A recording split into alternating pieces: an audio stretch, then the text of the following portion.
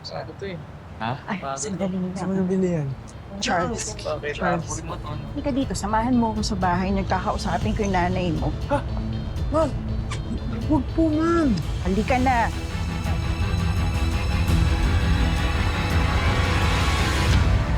Ma'am, huwag mo nang kausapin yung mami ko tungkol sa grades ko.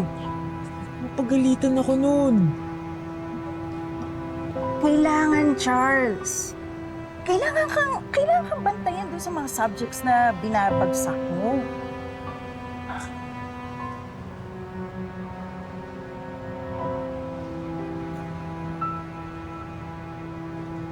Ma'am, si ate ho, nakita niyo. Nandun, no? Tele! Pag di tumayo ka, baka Mercy! anong isipin ng ibang tao? Tumayo ka na dyan. Ate, si Totoy kanina pa iyak ng iyak. Wala akong pambiling gatas. Hoy, anak-anak ka, wala ka naman palang pampadete. Ba't di mo hinga ng sustento yung inutol na nakabuntis sa'yo?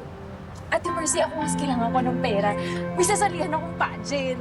Nakakabigay ko na ng pera sa inyo. Ang meron na lang ako dito yung pangkain ko. Te, gawang paraan yan.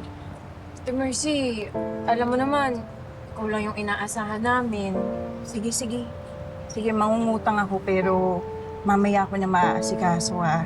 Kailangan kong samahan tong estudyante ko sa bahay nila at kakausapin ko yung nanay niya sa grades niya. Bakit? Bobo ka to?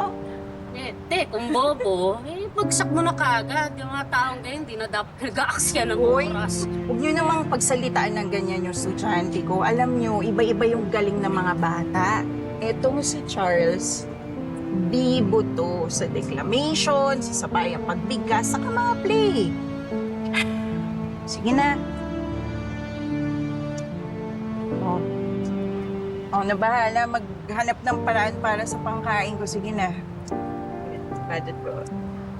Salamat, ate! Bye!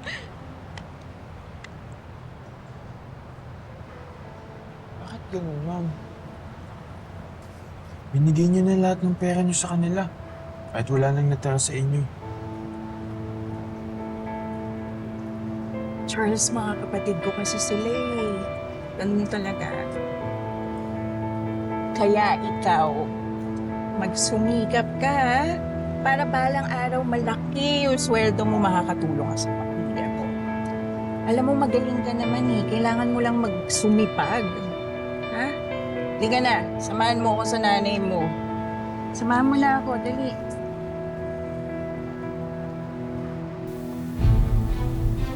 Bilang breadwinner, isinakripisyo ni Teacher Mercy ang lahat para sa kanyang pamilya. Hindi na tuloy siya nakapag-asawa at magkakaroon pa siya ng diabetes, isang sakit na babago sa buhay niya at sa pakikitungo sa kanya ng kanyang pamilya. Ng pagkain? Ito, corned beef te, tsaka may pandesal dyan. Ate Mercy! Ba't mo kinain yung hinanda ko? Gusto ko lang sana kumain ng konti para makainom ako ng gamot. Magdamag ako sa racket? Pati ba naman pagkain ko, ubusin mo?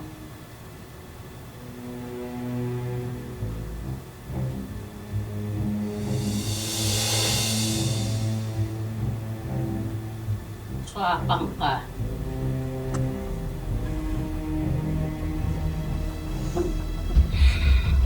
Bakit kayo ganyan sa akin? Ha? Ha? Ano, porke nagkasakit ako? Buong buhay ko ginapang ko para buhayin kayo? Tapos ang trato mo sa akin dito sa bahay parang aso.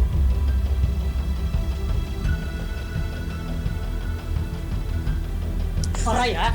Saktan ako ha! Saktan ako! Kapal ang mukha mo, te! Ah! Kapal ang mukha mo! Ako nagpapalawon sa'yo! Sasaktan mo ako! Tanda ka na rin kasi, ang dami mo nang iniinda eh. Ganito na lang, te. Lumayas ka na lang dito. Kasi wala ka namang kambag dito sa bahay eh, di ba? Total, lahat naman ng Ginastos mo sa amin ay bayad na. Lumayas ka na lang! Pwede na tayo, te! Hindi niyo ako pwede paalisin kasi ako nagtayo ng bahay na to! Pwede na nga tayo! Tapos na! Bayad na kami! Alis na! Alis ka na! Alis na! Umalis ka na! Wala ka nang ambag dito eh! Dali!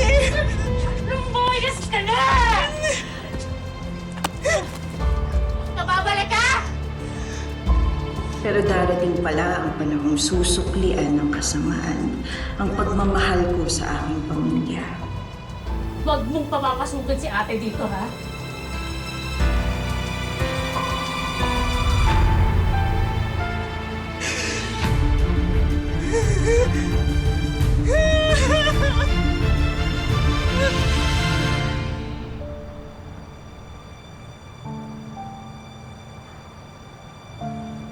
Wala na akong alam na ibang paraan para mabuhay.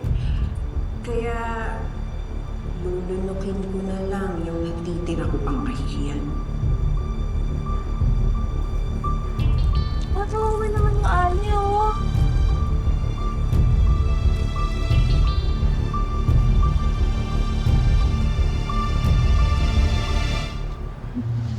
Lucy? Ito kayo. Pag ikaw naman para kang mag-uwi sa bahay ng basura. Mabigat lang sa atin yan eh.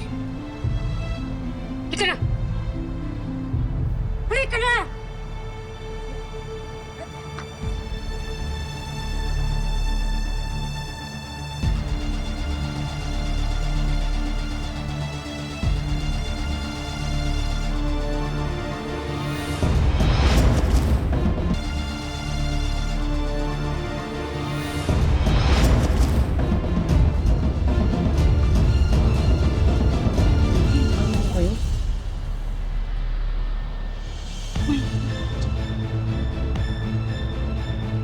Mercy?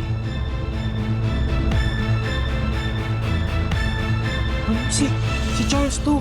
Ang dating estudyante. Ano ginagawa mo dito? Tinapon ako ng mga kapatid ko kasi Dardo. Tinapon ako ng mga kapatid ko kasi wala daw akong silbi.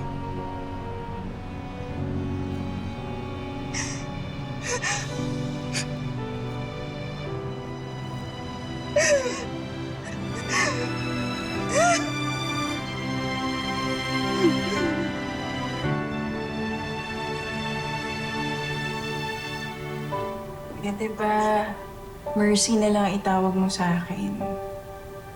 Hindi ho. Hanggang ngayon mataas pa din na respeto ko sa inyo. Kayo lang ang naniwala sa akin.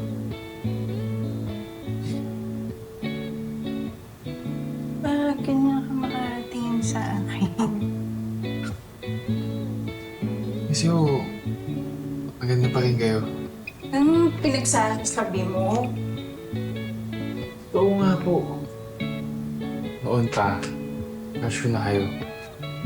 Sabi ko nga sa mga klase ko, balang araw, liligawan ko kayo eh.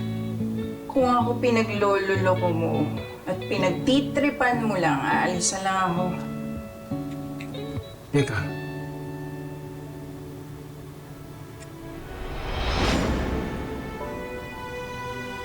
Saan mo pupunta?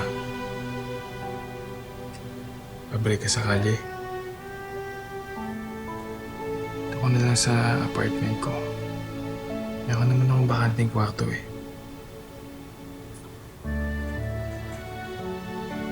Tsaka ikaw din naman yung may dahilan. Bakit naabot ko tong mga to? Medyo kumikita-kita lang dahil sa pag-vlog.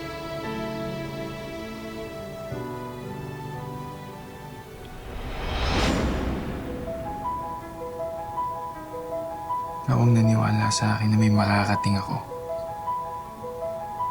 Ngayon, gawin ko naman para tulungan kayo.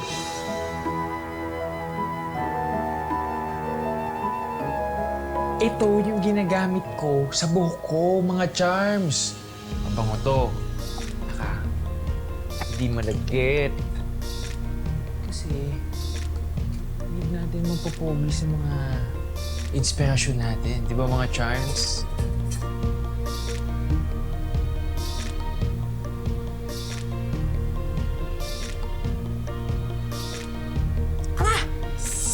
Aray! Ingat naman, Ma'am Mercy. Konting sugat lang to, ayos lang ako. Sa lahat ng pinagdaanan mo, ayoko na ulit kayo masaktan.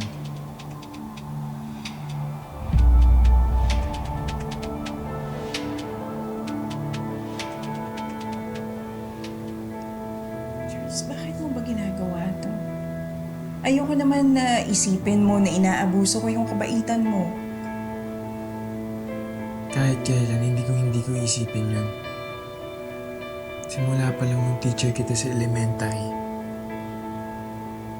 Ikaw lang ang naging mabait sa akin. Kaya ginagawa ko lahat ng to. Kasi mahal kita, ma'am. Noon pa, mahal na kita. Nihintay ko lang maging handa akong ligawan ka. Hanggang sa nagulat na lang ako na nawala ka na sa pagtuturo. Hayaan niya namang may ibang magmahal sa inyo.